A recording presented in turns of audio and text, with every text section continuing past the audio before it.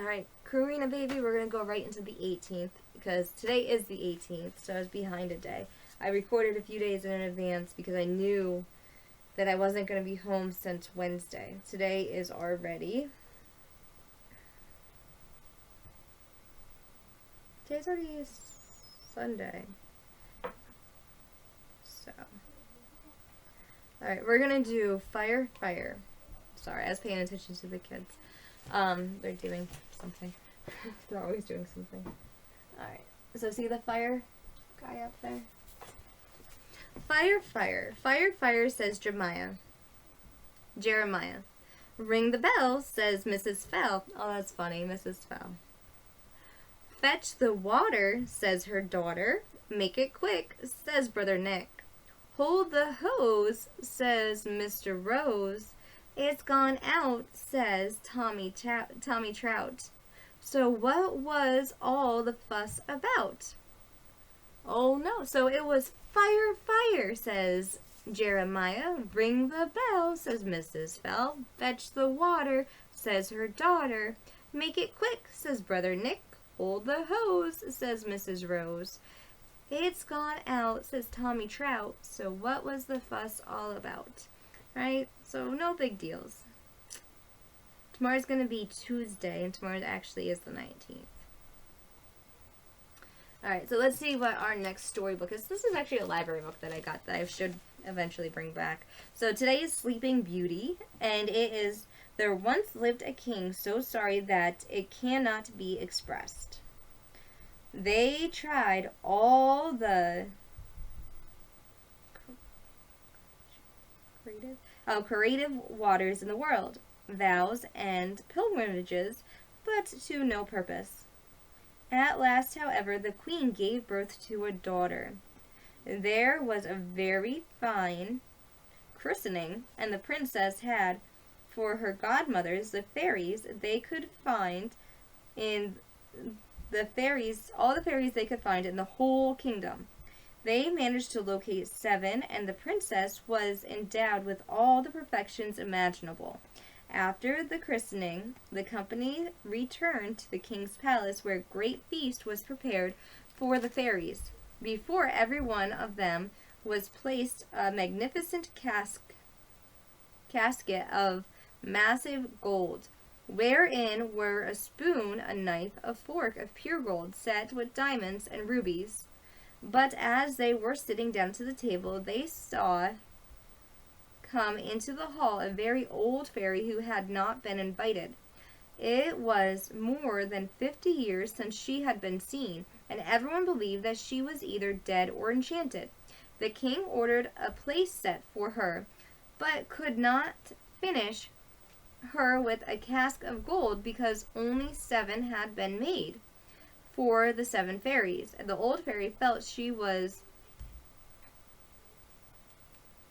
intentionally slighted, and muttered some threats below her breath. One of the young fairies who sat by her overheard her grumblings. Judging that she might give the little princess some unlucky gift, the young fairy went as soon as they rose from the table, and hid herself behind the drapes, so that she might speak last, and repair as much as she could any evil which the old fairy intended. Meanwhile, all the fairies began to offer their gifts to the princess. The youngest, for her gift, said that the princess should be the most beautiful person in the world. The next said that she should have the wit of an angel. The third said that she should have the wonderful grace in everything she did. The fourth said that she should dance perfectly. The fifth said that she should sing like a nightingale. The sixth said that she should play all kinds of music to perfection. Look at those gifts. Everyone has gifts, baby. The old fairy turn came next. With her head shaking, more with spite than age, she said that the princess should have her hand pricked with a spindle and die of the wound. This terrible gift made the whole company tremble, and everybody began to weep. At this very instant, the young fairy came out from behind the drapes and spoke these words: "Assure yourself, O king and queen, that your daughter shall not die. It is true I have no power to undo entirely what my elder has done. The princess shall indeed pierce her hand with a spindle, but instead of dying, she shall only fall into a profound sleep, which shall last for 100 years. After this time, a king's son shall come and wake her. The king, to avoid the misfortune, immediately forbid spinning wheels with the distaff of a needle, for it to have so much as a spindle in a house." After 15 or 16 years later, the king and queen happened to be visiting one of their castles, and the young princess was diverting by herself by running up and down the palace. She came into a little room at the top of the tower where an old serving woman was spinning with her spindle. This woman had never heard of the king's proclamation against spindles.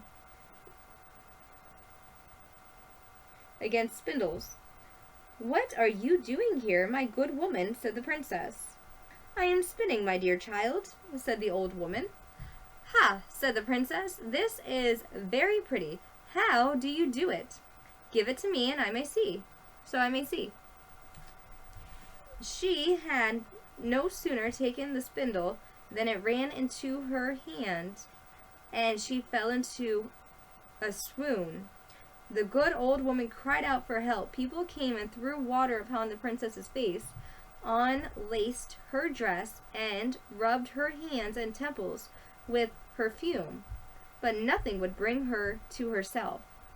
And now the king, who had returned to the palace, came up at the noise, remembering the proclamation of the fairies, and judging very well that this must necessarily come to pass, since the fairies had said it. Had the princess carried into the finest apartments and in his palace, and laid up a bed and embroidered with gold, all embroidered with gold, one would have taken her for a little angel. She was so very beautiful. Her swooning had not dimmed her complexion, for her cheeks were carnation and her lips were coral. Indeed, her eyes were shut, but she was heard to breathe softly, which satisfied those about her that she was not dead. The king commanded that she be left to sleep quietly till her hour of awaking should come. The good fairy, who had saved the life of the princess, was commanded her to sleep 100 years, was in the kingdom of Matakin, 12,000 miles off, when this accident befell the princess, but she was instantly informed of it by a little dwarf who had boots with which he could go 7 leagues in one stride. The fairies came immediately riding to the fairy chariot down by dragons. Riding in a fiery chariot drawn by dragons. The king handed her out of the chariot, and she appeared she approved everything he had done. But she touched with her wand everything in the palace except the king and queen, governors, maids of honor, ladies, and bedchamber gentlemen, officers, stewards, cooks, undercooks, scullions, guards, pages, footmen, and likewise touched the horses in the stables, the great dogs in the country yard, and even pretty little Mopsy, the princess spindle, which lay on the foot of her bed. Mopsy, the princess's spaniel, which lay at the foot of her bed. The moment she touched them, they fell asleep, that they might not awake before their mistress, and might be ready to wait upon her when she wanted them. The very spits at the fire loaded with the partridges and pheasants fell asleep also, and did as did the fire. This was done in a moment, for fairies are not long in doing their magic. And now the king and queen, having kissed their dear child without waking her, went out of the palace, and in a quarter of an hour's time they grew up all around about the peak, such as a vast number of trees, great and small, bushes and brambles, twining a thickly one within another, and neither man nor beast could pass through. Nothing could be seen of the castle but the very tops of the towers, and this only from a great distance. When 100 years had passed, another family ruled the kingdom. The son of the king then reigned, changed to the hunting, and asked about the towers which he saw in the middle of the great thick wood. All answered according to the stories they had heard. Some said it was a ruined old castle haunted by spirits. Others that it was where sorcerers and witches held their night meetings. The common opinion was that it belonged to an orc who carried there as many little children as he could catch. The prince was at a loss, not knowing what to believe, when a very aged courtman spoke to him. May it please your royal highness, about 50 years ago I heard from my father, who heard from my grandfather, say that there was a castle, a prince and a princess, the most beautiful ever seen, who must sleep there 100 years and soon be awakened by the king's son. The young prince was fired by these words, thinking in a gay and rare adventure, and inspirited by a wish for love and honor. He resolved that moment to look into it. Hardly had he advanced towards the wood when all the great trees and brambles and bushes gave way of themselves to let him pass. He walked up to the long avenue of the castle. What surprised him was that he saw none of his people could follow him. The trees closed behind him as soon as he passed through. A young prince is always valiant, however, and he continued on his way. Oh, look at this. The valiant prince, the honorable prince, the gentlemanly prince, right? The valiant, brave, right? The brave prince went through no matter what. He came into a spacious outer court where everything he saw might have froze the most fearless person with horror. There was a frightful silence, and nothing was to be seen but a stitched out body of men and animals, all seeming to be dead. He knew, however, by the ruddy faces of the ports that they were only asleep, and their goblets, wherein still remained some drops of wine, showed plainly that they had fallen asleep in their cups. The prince came across a court paved with marble, went up the stairs, and came to a grand room, where guards were lined up, their muskets upon their shoulders, and snoring as loudly as they could. After that he went through several rooms full of gentlemen and ladies, all asleep, some standing, others sitting. At last he came to a chamber lighted with gold, where he saw upon the bed, the curtains of which were open, the finest sight the young prince ever beheld. A princess who appeared to be about 15 or 16 years old, and whose radiant beauty had a somewhat unearthly quality.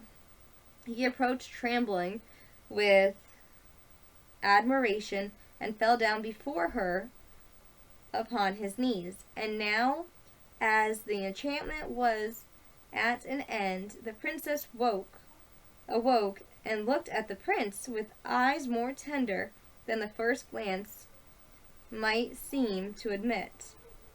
"It is you, my prince," she said. "I have waited a long while." The prince, charmed with these words, and much more with the manner in which they were spoken, now knew not how to show his joy and gratitude. He answered her he loved her better than he did himself. There was little eloquence, but a great deal of love in their talk.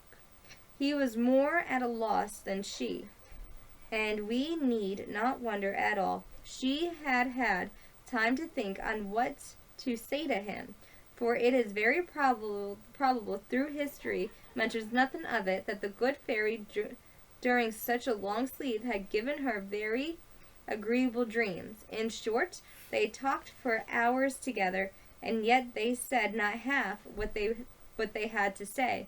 Meanwhile, the rest of the palace awoke. Everyone went about his own business, and as they were not in love, they were ready to die of hunger. The chef lady in waiting grew very impatient and told the princess loudly that supper was served. The prince helped the princess to rise. She was dressed magnificently, but her royal highness took care not to tell her she was dressed like his great-grandmother in pictures. He had seen even to the lace band peeping over her collar. She looked not a bit less charming and beautiful for all of that. They went into the great hall of mirrors where they supped and were served by the princess's officers. The musicians played old tunes very eloquently, even though it was now 100 years since they had touched their instruments. When supper was over, they were married, and in the chapel of the castle, and though the bride was 100 years older than the groom, nobody would ever have guessed it. A few days later, the prince took his bride to live with him in his own palace, and the enchanted castle and wood vanished, never to be seen again. There you have it. Sometimes you have to wait, right? Sometimes you have to wait for what you want. Like right now, Mama wants to see you, but I have to wait. I'm sure that you want to see Mama. You have to wait. We have to wait. Right now, I'm just glad that we live in a time and a day and age where I get to read you books every single day. Every single day. I'll read you a book every day. I'll read you every day. I can't wait to get you back. I can't wait to take you places. I can't wait to hear you say what you want to do. Because you have your own mind and you can make decisions. And I've always let you do that. Karina, baby, I love you and I miss you. Just like that princess had to wait 100 years. I have to wait maybe 100 more days. I don't know. I love you though. You're gonna love the farm.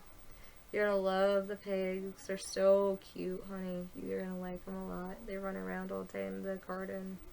You're gonna like the hens. They're adorable. We have some really, really cute ones here. You're gonna like the ducks. The ducks are so cute. They swim in the pond and they ruffle their little feathers. And we have 4 little baby ducks. You're gonna love it. You really are. You have 2 kids here who are like your cousins. You have more kids at other places who are like your cousins. So you're gonna have tons and tons of fun. I always play games every night with the kids. I brush Ava's hair every night. I can't wait to be brushing your hair every night. I just miss you. And I love you. I miss you and I love you, honey. As do we sit and watch the rain as it falls from the sky, and we are glad to be inside where it is warm and dry. Oh yes, I do love the rain. It keeps the earth so clean and helps the pretty flowers grow from the mountains to the streams. Let's do the grand old Duke of York had 10,000 men. He marched them up to the top of the hill, and then he marched them down again. And when they were up, and when they were down, and when they were only halfway up, they were neither up nor down. I love you, baby. I love you so much. Let's do Lila Toll, honey. Lila Tove, and good night to you. Lila Tove, may your dreams come true. We sing Lila Tove, may Israel protect you throughout the night until we reach the morning light. No matter what, baby, I love you. No matter what, I don't care what, I love you no matter what. It's unconditional. There are no conditions on my love for you. None. I will always love you. Mama and Papa will always love you, honey. Papa used to always say, Mama's Papa's sun, Papa's my moon, and you are quite literally our rainbow baby, and we love you, honey. We love you so much. I love you so much. I miss you. I really do, baby. I miss you so much. I can't wait to see you, honey. I hope you have a good night. I love you.